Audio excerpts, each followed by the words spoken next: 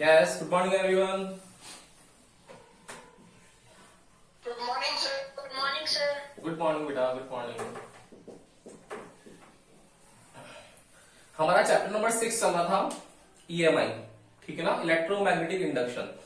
इसमें हम लोगों ने कल देखा था इसके अंदर टॉपिक कि अगर आप लोगों के पास में फेराडेज लॉ है तो फेराडेज लॉ पर based first and second law जो है उस पर बेस्ड हम लोग ईएमएफ की जो वैल्यू लिखते हैं वहां सेकंड लॉ में E equals to D phi by D T, उसको हम लोग प्रूव कैसे कर सकते हैं. तो हम लोगों ने कल की क्लास में देखा था कि फेराडेज एक्सप्लेनेशन जो है उसको हम लोगों ने मैथमेटिकल प्रूव किया था.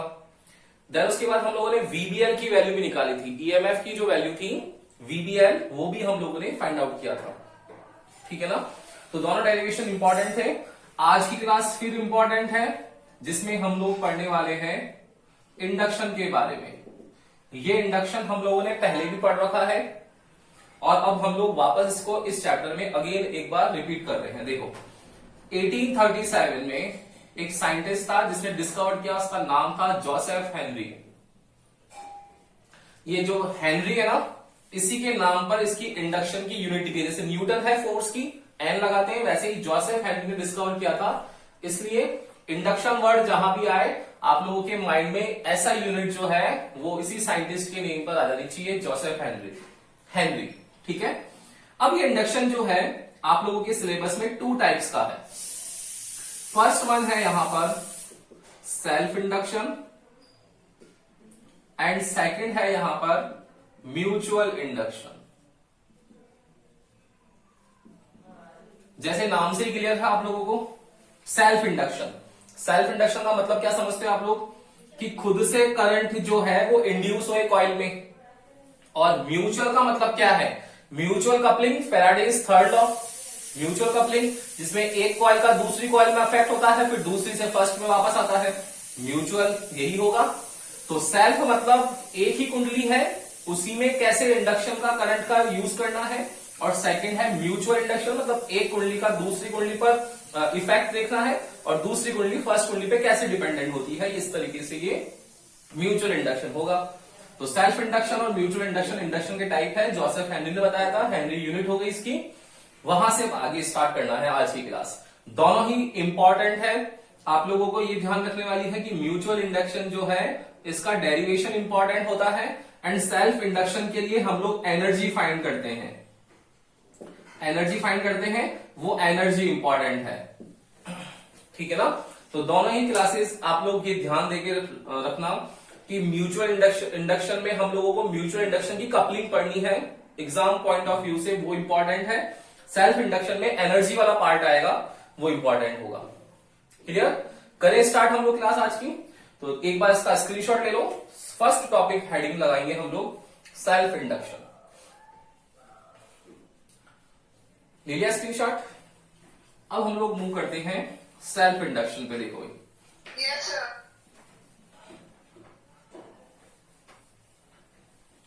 सेल्फ इंडक्शन क्या होता है.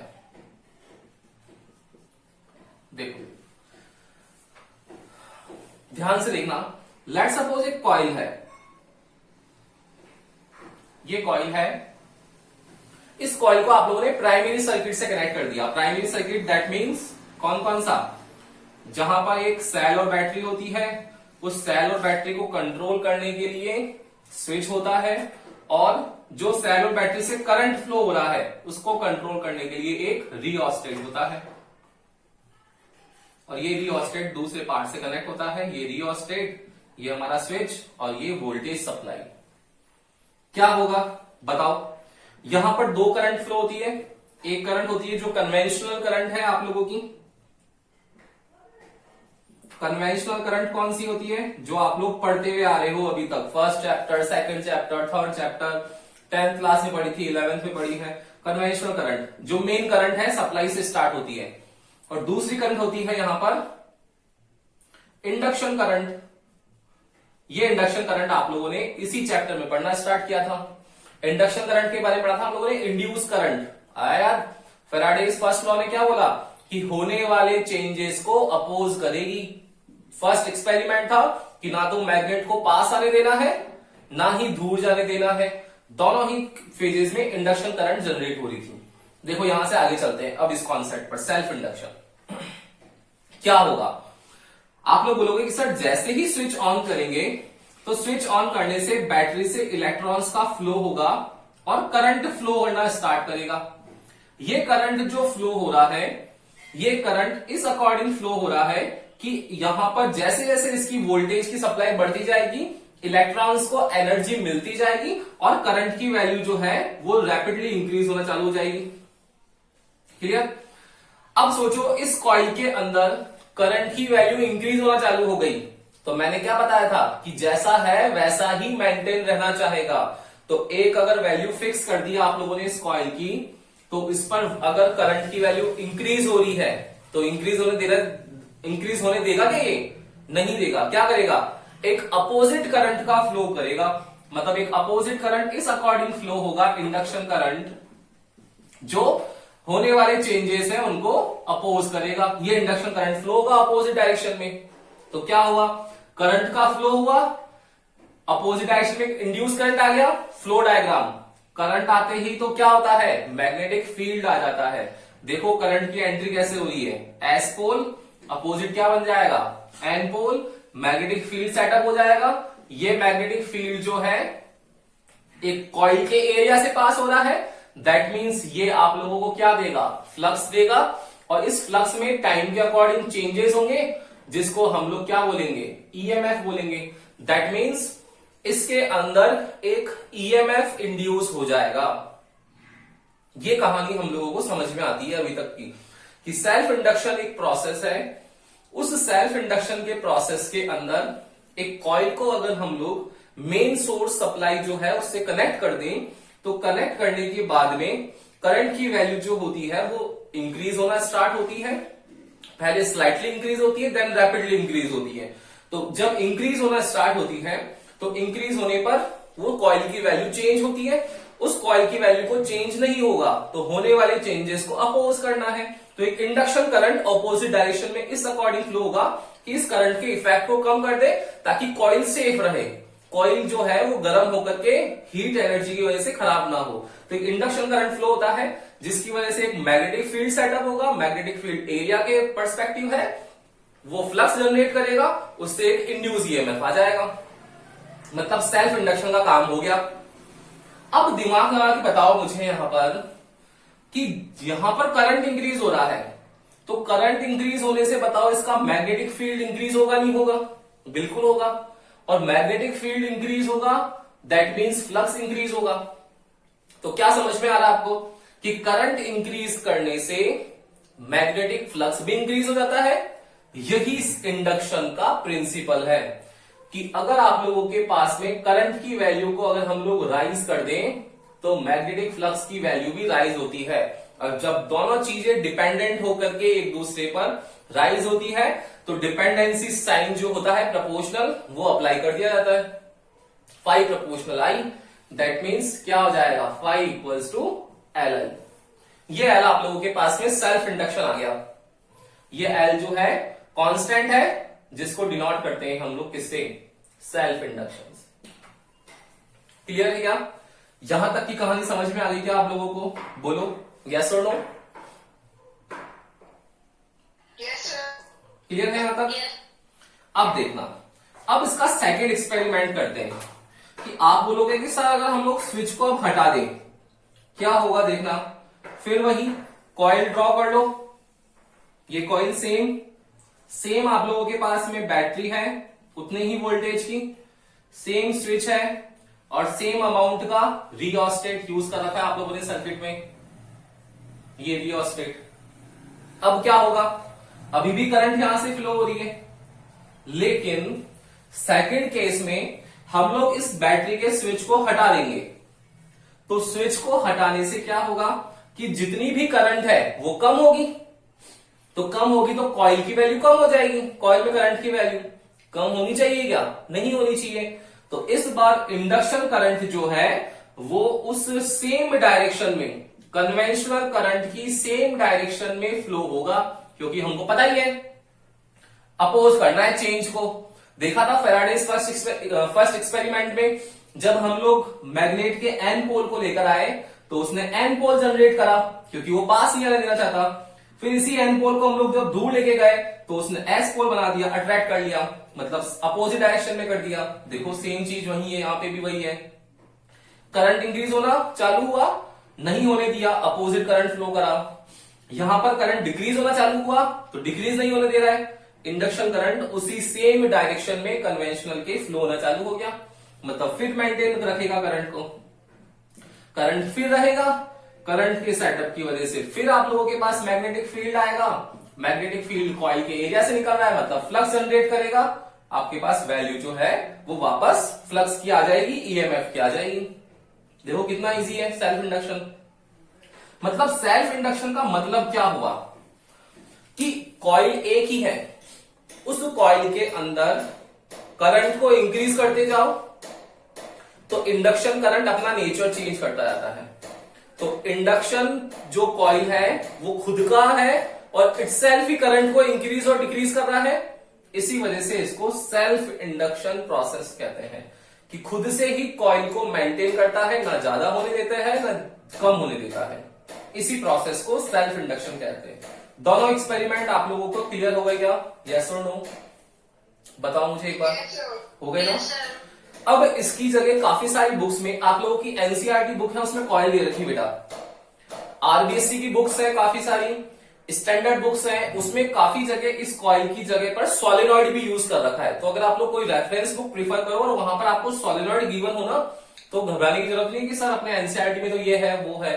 सेल्फ इंडक्शन का प्रोसेस कोई सा भी एक ऑब्जेक्ट जिस पर कॉइल्स को रैपिंग कर दो, सोलेनॉइड है जैसे टॉरॉइड है, टॉरॉइड में भी होता है सेल्फ इंडक्शन हो सकता है, बिल्कुल हो सकता है। तो जहां पर भी हम लोग कॉपर कंडक्टिंग वायर की रैपिंग कर रहे हैं वहां पर आप लोगों का सेल्फ इंडक्शन प्रोसेस हम लोग इंक्लूड कर सकते हैं उस कॉन्सेप्ट को। ये सेल्फ इंडक्शन है। तो phi proportional to I, phi equals to L I. Clear? अब इसके आगे की कहानी स्टार्ट होती है कि सर इस एल की वैल्यू कैसे निकालें।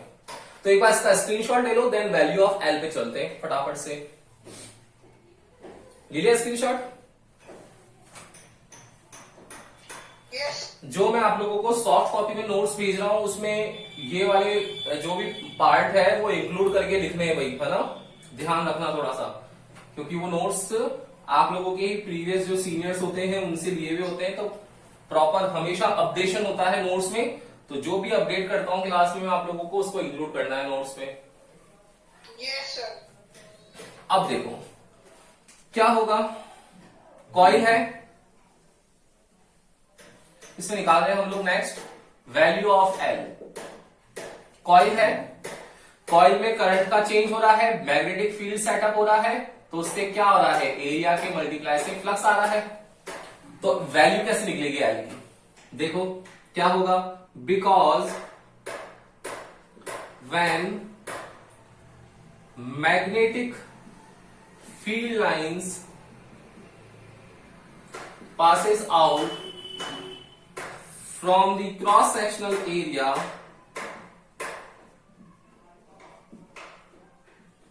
then magnetic flux phi will be B dot A। अब ये कॉइल है, अब इस कॉइल का अगर हम लोग मैग्नेटिक फील्ड निकालें तो कॉइल का मैग्नेटिक फील्ड मैंने बताया था आप लोगों को कि यहां पर सोलेनॉइड भी ले सकते हैं, टॉरॉइड भी ले सकते हैं, और उन दोनों के लिए हम लोग मैग्नेटिक फील्ड निकाल चुके हैं। वो मैग्नेटिक फील्ड है आप लोगों का कितना, म्यू नॉट एन आई। यहां एन जो होता है वो पर यूनिट लेंथ पे था, आप लोगों ने डेरिवेशन देखा था 4th चैप्टर में। इसको एन बाई एल भी लिखते हैं हम लोग। तो क्या आ जाएगा, phi equals to mu naught N by L multiply by I and cross sectional area coil का पाई आर स्क्वायर। ये आपके पास में एक इक्वेशन आ गई बी डॉट ए से। एंड सेल्फ इंडक्शन क्या होती है, phi equals to L I होता है। दोनों इक्वेशन आ गई आपके पास, क्या करना चाहिए, कंपैरिजन। तो क्या आएगा, therefore on comparison value of L, भाई फाई की जगह आ गया, आई की जगह आई आ गया, तो एल बच गया हमारा। तो एल कितना आ गया, mu naught N by L pi are square. ये आप लोगों के पास वैल्यू हो गई और इसकी यूनिट हो जाएगी हेनरी। क्लियर है? तो एल की वैल्यू आप लोग mu naught N by L A भी लिख सकते हो। ये आप लोगों के पास एल की वैल्यू आ गई। ये सेल्फ इंडक्शन हो गया। देखो कितना इजी है, खुद का खुद से जनरेट कर रहा है, लाइन याद रखा करो, खुद का खुद से जनरेट कर रहा है और होने वाले चेंजेस को अपोज कर रहा है। बस पूरा कॉन्सेप्ट समझ में आएगा धीरे धीरे फिर आप लोगों को। ठीक है, तो एल की value mu naught N by L multiplied by A, ये सेल्फ इंडक्शन। अब मूव करना है म्यूचुअल इंडक्शन पे। ले लो उसका स्क्रीनशॉट, फिर म्यूचुअल पे चलते हैं। डन। नाउ सेकंड है अब आपके पास में म्यूचुअल इंडक्शन।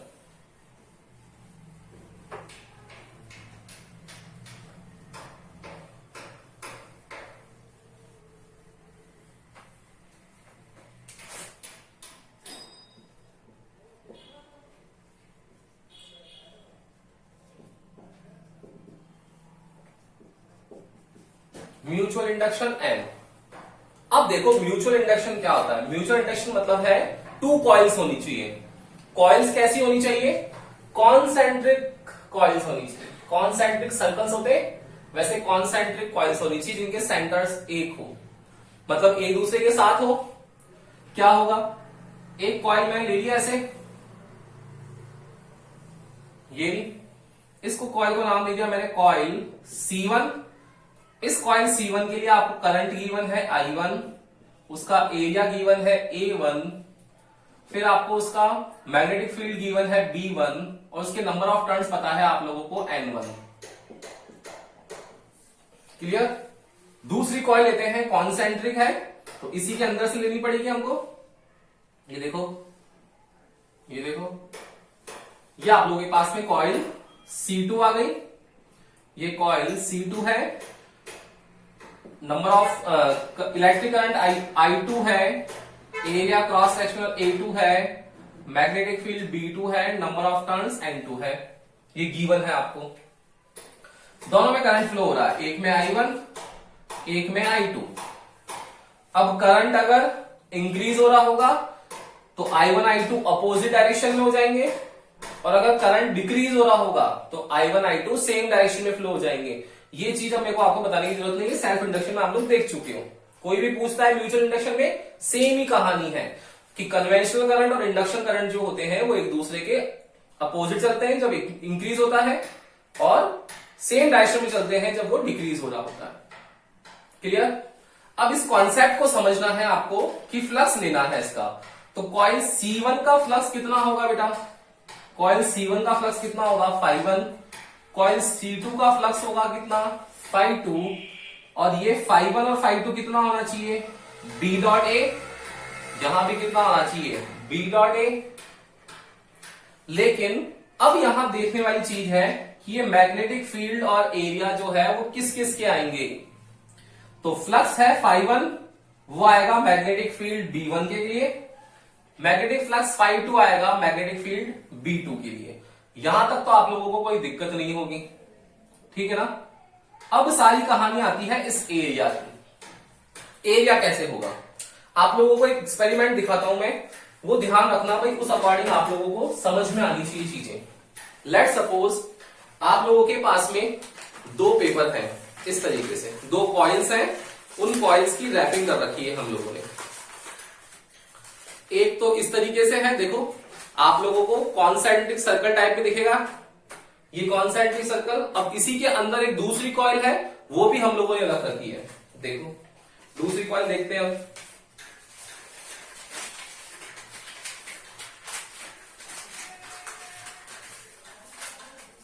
ये देखो दूसरी कॉइल है C2, इसके लिए करंट है I2, इसका क्रॉस सेक्शनल एरिया कम है A2, मैग्नेटिक फील्ड भी कम होगा B2, नंबर ऑफ टर्न्स भी कम होंगे N2। अब इस कॉइल को क्या करा हम लोगों ने, इस कॉइल को कॉन्सेंट्रिक सर्कल से फॉर्म में बनाना है। तो क्या करना चाहिए, इसके अंदर रख दूं उस कॉइल को मैं। देखो मैंने इस कॉइल को क्या करा, इसके अंदर रख दिया, इस तरीके से सेटअप कर दिया। ये देखो, ये आप लोगों को सबको दिख रहा होगा, कोई दिक्कत नहीं आएगी यहां तक आपको। देखो दिख रहा है सबको ये इस तरीके से। अब मुझे ये सोच करके बताओ आप लोग कि ये जब कॉइल है तो इस कॉइल के मैग्नेटिक फ्लक्स में चेंज करना है बेटा। तो इस कॉइल के मैग्नेटिक फ्लक्स में जो चेंज होगा वो कैसे होगा? आप लोग बोलोगे कि सर मैग्नेटिक फ्लक्स का मतलब होता है मैग्नेटिक फील्ड और एरिया। मतलब इसका मैग्नेटिक फील्ड आएगा B, इसका एरिया आएगा A। फिर इसके भी बारे में बोलोगे आप कि सर इसका भी मैग्नेटिक फील्ड आएगा B, इसका भी एरिया आएगा A। लेकिन अगर मैं आपसे पूछूं कि इसमें से वाटर का फ्लो करना है, वाटर का फ्लो मतलब मैग्नेटिक फील्ड लाइन, समझना आप लोग, वाटर का फ्लो मतलब magnetic field lines, magnetic field lines flow होती है, वाटर का फ्लो हो रहा है। तो अभी तो पूरा एरिया कंज्यूम कर रहा है A1, इसका जो एरिया है A1। लेकिन अगर मैं इसके अंदर एक दूसरा पाइप जो है मतलब दूसरी कॉइल को इंसर्ट कर दूं इसके अंदर, तो अब बताओ पानी कहां से निकलेगा? आपके दिमाग में आएगा कि सर मैग्नेटिक फील्ड लाइंस जो होगी वो सारी की सारी जो अंदर वाली कॉइल है अब इसमें से पास होना चालू हो जाएगी। क्यों? क्योंकि वो अट्रैक्ट करके इन सबको इसमें से पास करेगा। मतलब जो बाहर का पोर्शन है उसमें से नहीं फ्लो होगा कुछ भी। आ रही चीज समझ में? तो बाहर नहीं होगा, मतलब अगर हम लोग फ्लक्स लिख रहे हैं फर्स्ट कॉइल का, तो फर्स्ट कॉइल के लिए मैग्नेटिक फील्ड तो क्या है? B1 ही है, B1 ही है। लेकिन उसका जो एरिया है वो मैग्नेटिक फील्ड लाइंस का वो किससे पास हो रहा है? आप लोगों का आंसर होगा कि सर सेकंड कॉइल से पास हो रहा है। जब तक ये कॉइल नहीं है तब तक तो A1 ही है। लेकिन जैसे ही कॉन्सेंट्रिक सर्कल्स अगर हम लोग इंसर्ट कर दे, म्यूचुअली हम लोगों को निकालना है, तो वो सारा का सारा जो फ्लो है वो इसमें से पास होगा।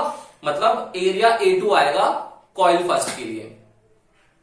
अब म्यूचुअल है ना, तो जैसे फर्स्ट है सेकंड पे क्या है, सेकंड भी फर्स्ट पे करेगा।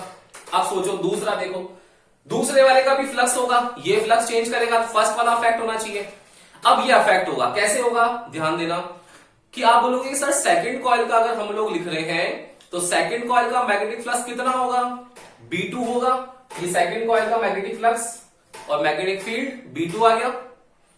अब अगर हम लोग एरिया की बात करें तो भाई अंदर वाली कॉइल का एरिया कम है ना, तो एरिया कम होगा तो उसकी स्ट्रेंथ भी क्या होने वाली है? कम होने वाली है, ताकत कम होने वाली है। तो बताओ क्या वो एरिया A1 को इंक्लूड कर पाएगा क्या? इसकी कैपेबिलिटी नहीं है। इस कॉइल का एरिया तो A2 ही है, वो पूरा एरिया कवर कर पाएगा क्या? नहीं कर पाएगा। दैट मीन्स φ2 के लिए भी एरिया कितना आना चाहिए? A2 ही आना चाहिए। आया समझ में? तो चाहे मैग्नेटिक फ्लक्स φ1 हो चाहे मैग्नेटिक फ्लक्स सेकंड कॉइल का φ2 हो, दोनों के लिए ही एरिया इंक्लूड जो करेंगे वो हम लोग कौन सा करने वाले हैं?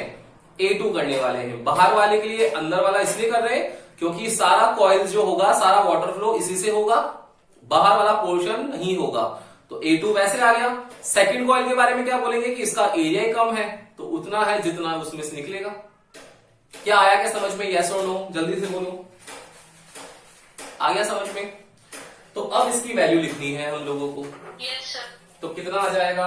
B1, यहां कितना आ जाएगा? A2, फिर यहां B2 और यहां भी कितना आ जाएगा? A2। फिर वही कॉइल और उसका cross sectional area same direction में होंगे, तो फाइव इक्वल्स टू थीटा की वैल्यू 0, cos 0 1 हो जाएगा, तो ये B1 A2 बच जाएगा। यहां φ2 इक्वल्स टू B2 A2 आ जाएगा। वैल्यू लिख लो। मैग्नेटिक फील्ड की B1 की वैल्यू कितनी होती है? अभी भी देखा था हम लोगों ने, म्यू नॉट Ni। तो Ni मतलब N1 टर्न्स अपॉन L और I, ये I1। एरिया A2 है, तो एरिया A2 मतलब पाई R2 स्क्वायर। यहां कितना आ जाएगा? φ2। B2 लिखेंगे तो mu naught Ni, N2 upon L, ये I2, और एरिया कितना हो जाएगा? पाई R2 स्क्वायर। क्लियर? ये आ गया आप लोगों के पास में फ्लक्स φ1, ये आ गया φ2। अब सोचो कि जो φ1 है वो चेंज हो रहा है, तो φ1 चेंज कहां से हो रहा है? φ1 जो मैग्नेटिक फ्लक्स है वो किसको अफेक्ट कर रहा है? भाई एक कॉइल थी थर्ड एक्सपेरिमेंट, तो उसने दूसरी कॉइल को अफेक्ट किया ना, तो ये कॉइल जो है फ्लक्स φ1 की दूसरी कॉइल को अफेक्ट कर रही है, मतलब N2 को कर दी है। तो क्या करें हम लोगों को? N2 के लिए लिखना है, तो क्या हो जाएगा? N2 से मल्टीप्लाई कर ले इसको दोनों तरफ। क्यों कर रहे हैं N2 से मल्टीप्लाई? क्योंकि वो चेंज उसमें कर रहा है सेकंड वाली कॉइल में। तो क्या आएगा? N2 φ1 equals to mu naught N1 N2 upon L I1 pi r two square. फिर सेकेंड वाला चेंज कर रहा है किसके अंदर, फर्स्ट वाली कॉइल के अंदर, तो दोनों तरफ मल्टीप्लाई कर लेंगे हम लोग N1 से, तो 5 कितना आ जाएगा, mu naught N1 N2 upon L I2 कि पाई आर टू स्क्वायर। दोनों तरफ मल्टीप्लाई करेंगे तो इधर भी ये N1। क्लियर है। अब क्या करते हैं, कंपैरिजन। क्या पढ़ा है हम लोगों ने कंपैरिजन पे, बिकॉज फाई जो होता है डायरेक्टली प्रोपोर्शनल होता है आई के, म्यूचुअल इंडक्शन है तो क्या आ जाना चाहिए, जैसे वहां पर सेल्फ इंडक्शन के लिए एल आया वैसे ही यहां पर म्यूचुअल के लिए क्या आ जाना चाहिए, एम आ जाना चाहिए। यहां भी क्या आ जाना चाहिए, फाई इक्वल्स टू एम आई आ जाना चाहिए। ये फर्स्ट कॉइल के लिए है तो इसका कितना है N2, फर्स्ट कॉइल ने जनरेट किया है सेकंड पे तो M12 करंट उसका I1। ये सेकंड कॉइल के लिए है तो मैग्नेटिक फ्लक्स सेकंड का, करंट सेकंड का फर्स्ट कॉइल के लिए, और सेकंड ने लगाया फर्स्ट पर। ये रहा, कंपैरिजन कर लो दोनों को, दोनों से कंपैरिजन कर लो, इसका कंपैरिजन करो, उसका कंपैरिजन करो, तो आपको यहां पर कंक्लूजन दिखेगा निकला हुआ कि अगर हम लोग कंपेयर करते हैं तो ऑन कंपैरिजन जो वैल्यू आती है आपके पास में वो देखो, इस M12 की वैल्यू कितनी आएगी, M12 की, ये इसके क्लियर हो गया, कितना आ गया M12, देखो M12 आया mu naught N1 N2 upon L, mu naught N1 N2 upon L, I1 छोड़ दो, ये पाई आर स्क्वायर, ये पाई आर टू स्क्वायर। सेम अगर M21 की बात करेंगे तो कितना आएगा, mu naught N1 N2 upon L, I2 छोड़ दो, पाई आर टू स्क्वायर। मतलब ये किसके इक्वल आ गया, दोनों क्या इक्वल आ गए क्या, मतलब कंक्लूजन हम लोग लिख सकते हैं, इट मींस M12 जो है हमारा वो M21 के इक्वल आ गया। मतलब फर्स्ट कॉइल ने जो सेकंड कॉइल को म्यूचुअली कपल किया उतना ही सेकंड कॉइल ने फर्स्ट कॉइल को भी म्यूचुअली कपल कर दिया। ये सेल्फ इंडक्शन और म्यूचुअल इंडक्शन के कॉन्सेप्ट है। तो म्यूचुअल इंडक्शन इसलिए इंपॉर्टेंट है ये डेरिवेशन कि आपको समझ में आना चाहिए। देखो सेल्फ इंडक्शन जैसा ही है, बस फर्क क्या है, यहां पर φ1 इक्वल्स टू B1 A2, यहां पर B2 A2, तो ये A2 है। एरिया क्यों ले रखा है, बाहर वाली कॉइल का जो एरिया होगा वो जो स्मॉलर कॉइल है C2 उसके पर्सपेक्टिव में है, और सेकंड का तो ऑलरेडी एरिया छोटा है तो वो A2 लेंगे ही लेंगे। क्लियर। दोनों का एरिया लिखा हम लोगों ने, दोनों की वैल्यूज लिखी, म्यू नॉट कंपैरिजन कर लिया तो M12 इक्वल्स टू M21 हमारे पास आंसर आ गया। तो self induction φ equals to Li और mutual induction φ equals to Mi। वहां L की वैल्यू निकालते हैं, वो आती है mu naught N upon L pi are square. यहां पर मल्टीपल हो गया, दो कॉइल है तो एक कॉइल का और नंबर ऑफ टर्न्स मल्टीप्लाई हो गया, म्यू नॉट N1 N2 हो गया। इतना सा फर्क है और कुछ फर्क नहीं है। तो ले लो इसका भी स्क्रीनशॉट एक बार, ले लिया। हाँ, और अब देखना आप लोग ये पूरा वीडियो एक बार वापस देखना बेटा। सेल्फ इंडक्शन आप लोगों को बिल्कुल इजी लगेगा, म्यूचुअल इंडक्शन में आप लोगों को थोड़ा सा वेरिएशन दिखेगा और वो टफ आप लोगों को कहीं ना कहीं हो सकता है इसलिए लग रहा हो कि आपको ये चीज समझ में आने वाली।